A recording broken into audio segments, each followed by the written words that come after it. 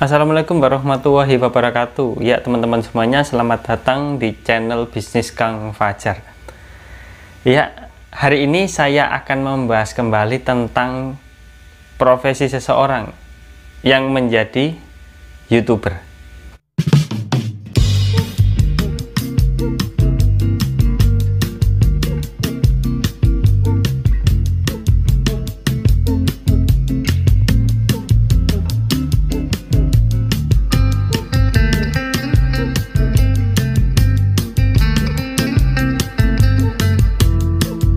Mungkin banyak sekali teman-teman semuanya yang beranggapan dan melihat seorang konten kreator YouTube itu pekerjaan yang sangat mudah dan tidak melelahkan dan tidak membuat pikiran pusing. Tetapi perlu kalian tahu, menjadi seorang YouTuber kalau sudah gajian tetapi belum mempunyai kru atau tim, itu benar-benar menguras pikiran atau menguras otak, teman-teman. Kalian tahu pekerjaan seorang pegawai kantoran ataupun karyawan yang pekerjaannya ada di dalam.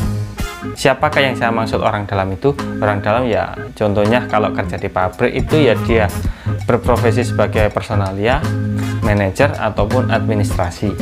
Jadi yang saya maksud adalah pekerjaan yang memakai otak, yang bekerja pada perusahaan. Itu pun pekerjaannya tidak ada apa-apanya kalau dibandingkan dengan seorang YouTuber yang masih sendiri, tidak mempunyai tim atau kru. Kalian belum tahu kenapa? Begini teman-teman, seorang YouTuber itu dia membuat konten YouTube ini benar-benar membutuhkan ide, benar-benar membutuhkan imajinasi. Setelah dia mendapatkan ide untuk membuat konten YouTube, dia benar-benar harus memperhatikan, menganalisa konten ini agar bisa menjadi sebuah konten yang beda dari yang lain, dan juga harus memperhatikan peraturan-peraturan YouTube agar tidak terkena sanksi atau hukuman oleh pihak YouTube. Jadi itu yang pertama yang dipikirkan oleh seorang YouTuber adalah membuat ide konten yang menarik perhatian penonton dan tidak sampai terkena sanksi atau hukuman oleh pihak YouTube. Dan ketika sudah mendapatkan ide konten, seorang YouTuber ini akhirnya ingin berencana untuk membuat konten tersebut. Seperti saya, kalau ini sedang membuat konten, saya analisa dulu teman-teman. Saya lihat dulu bagaimana ide yang saya tulis. Ketika ingin membuat kontennya, kita harus mempersiapkan sesuatu hal. Dari mulai kameranya, tempatnya, busana yang kita kenakan, dan pengambilan videonya. Dari sini mungkin teman-teman mungkin sudah merasakan dan sudah membayangkan bagaimana menjadi seorang YouTuber, padahal ini sudah masih setengah, pekerjaan yang masih setengah. Lalu kemudian setelah membuat konten YouTube, seorang YouTuber ini akan melakukan suatu pengeditan video. Mungkin buat teman-teman yang sudah jago editor, pekerjaan mengedit video mungkin sudah menjadi makanan sehari-hari.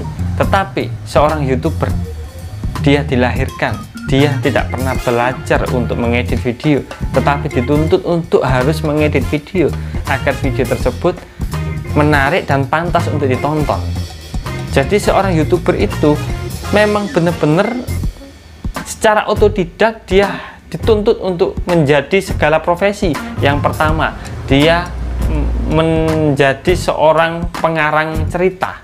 Kenapa pengarang cerita? Karena dia menemukan ide konten, akhirnya dia menulis naskah tersebut dan menghafalnya, dan akan menjadikan nanti biar kontennya bagaimana, dia cara ngomongnya biar lancar. Ini dia seperti pengarang lagu, dia seperti pengarang cerita. Yang kedua, profesi seorang YouTuber, dia mau tidak mau harus menjadi kameramen yang handal. Cara mengambil video, cara mengambil objek dalam melakukan perekaman video itu harus tepat. Dan yang ketiga, dia menjadi seorang editor.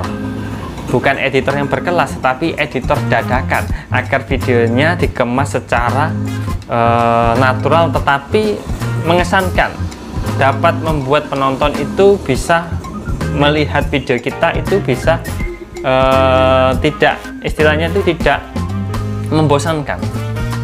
Contohnya, kalau seperti saya ini, saya membuat video sebuah peluang bisnis seperti ini, memang ada kata-kata saya yang tidak lancar untuk berkata-kata. Nah, itu tugasnya seorang YouTuber itu harus memotong-motong video yang tidak pantas untuk ditayangkan.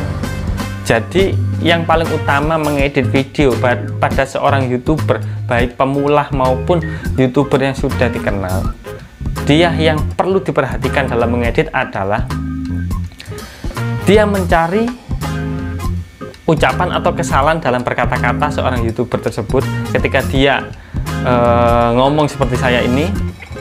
Dan kalau ada ucapan yang salah ataupun kekeliruan dalam berkata, itu harus dipotong biar video itu kesannya itu lancar dan baik.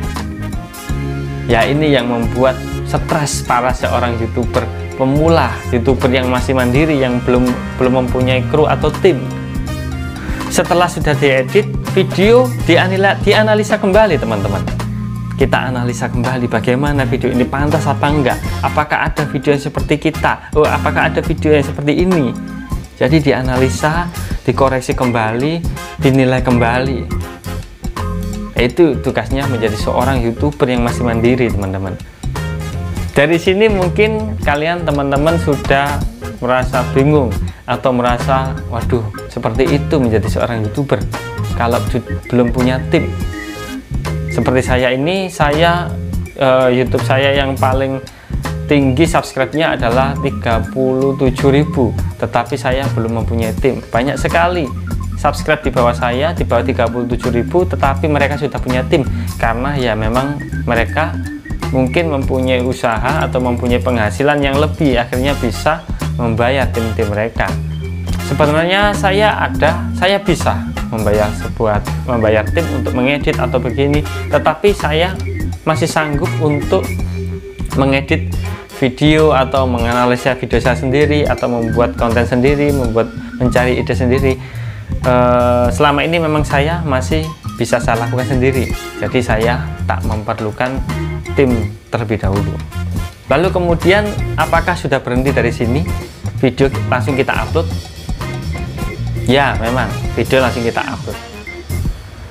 Mungkin setelah upload video, kalau konten saya yang sebelumnya, maksudnya yang 37.000 itu, saya membutuhkan subtitle terjemahan bahasa Indonesia. Itu saya sendiri yang mengetik. Coba bayangkan bagaimana ribetnya menjadi seorang YouTuber yang masih mandiri. Tidak hanya itu, teman-teman, kalian perhatikan dari mulai tadi, mencari ide konten itu tidaklah mudah.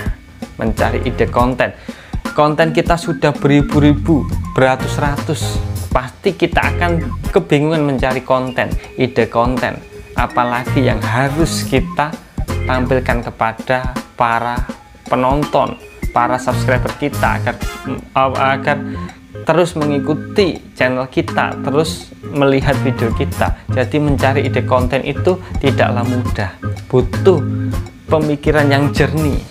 Membuat konten itu juga butuh ketenangan, butuh ruangan yang sepi, agar ketika kita saat ngomong, saat bicara seperti ini, kita tidak terpatah-patah bicara kita, agar kita itu terus lancar, tidak menyita waktu dan tidak menghabiskan waktu yang begitu panjang, teman-teman. Karena membuat konten seperti ini, konten teori ataupun berbicara seperti ini, itu membutuhkan konsentrasi yang tajam. Lalu mengedit sebuah video, saya ngeditnya kan di KineMaster, di HP.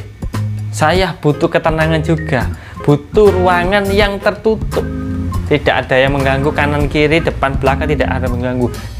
Meskipun kadang ada suara saja saya sudah merasa bingung mengedit videonya, karena saya harus mendengarkan apa yang saya ucapkan sampai selesai. Meskipun video tersebut berdurasi 30 menit, saya harus dengarkan sampai selesai teman-teman, karena saya melihat kekurangan dan kelebihan, kekeliruan, dan apa yang saya ucapkan. Proses menjadi seorang YouTuber itu juga tidak mudah. Ketika sudah dibayar, ketika sudah digaji, membuat konten pun juga tidak mudah.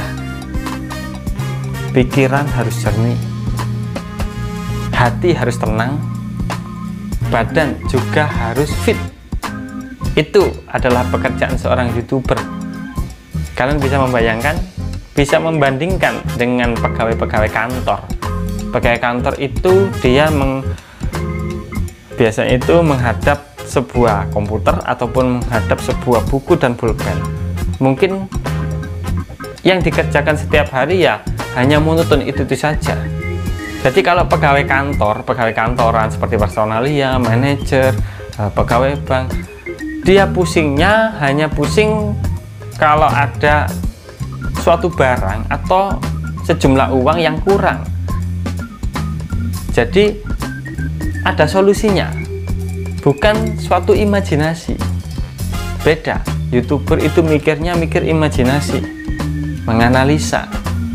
Kalau pegawai kantor tidak memakai imajinasi atau tidak memakai analisa, tetapi hanya memakai ketelitian, berpikir, tetap berpikir yang jernih. Memang pegawai kantor memikir yang jernih karena dia mungkin menghitung, dia meneliti apakah benar ini dicek seperti ini. Itu pekerjaan seorang pegawai kantor. Jauh sekali teman-teman menjadi seorang YouTuber. Jadi kalian buat yang menjadi pegawai kantor, jangan sok sibuk, jangan sok ini pekerjaan saya yang paling memusingkan diri saya. Jangan seperti itu, karena kalian nggak tahu pekerjaan seorang YouTuber. Dia seperti membuat cerita, dia seperti membuat buku setiap harinya. Jadi begitu teman-teman. Kalian bisa membayangkan bagaimana sih sibuknya menjadi seorang YouTuber atau sibuknya menjadi seorang pegawai kantor. Kelihatannya pegawai kantor itu pakai seragam, memegang pulpen, buku, dan depannya ada laptop yang banyak tulisan. Mungkin tulisannya itu adalah stok barang ataupun uang sejumlah begini, debit, kredit. Ini sudah ada perinciannya, sudah ada ketentuannya, dan sudah ada cara menghitungnya atau cara mengerjakannya teman-teman. Mungkin kalau dia pusing itu mungkin pekerjaannya memang banyak, atau ada barang yang hilang atau apa.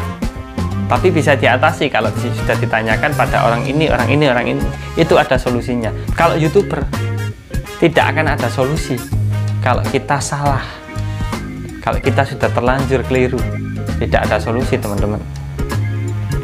Resiko pasti kita sendiri yang menanggung.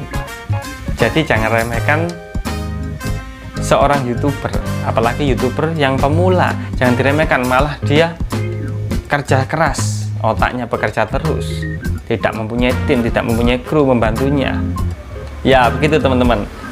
Semoga kalian dengan penjelasan saya dan cerita saya ini, semoga kalian itu terus ingin berkarya dan terus ingin semangat menjadi seorang YouTuber. Jangan patah semangat. Enak kok jadi YouTuber kalau sudah digaji, apalagi gajian setiap bulan, setiap tanggal 15 nih Ustaz. Cairnya setiap tanggal 20, pasti enak. Jadi jerih payah kita dibayar oleh Google AdSense. Ya udah teman-teman, saya pamit. Sudah mendengarkan apa yang saya ceritakan, apa yang saya jelaskan hari ini. Semoga kalian termotivasi dan terinspirasi. Assalamualaikum warahmatullahi wabarakatuh. Salam sukses.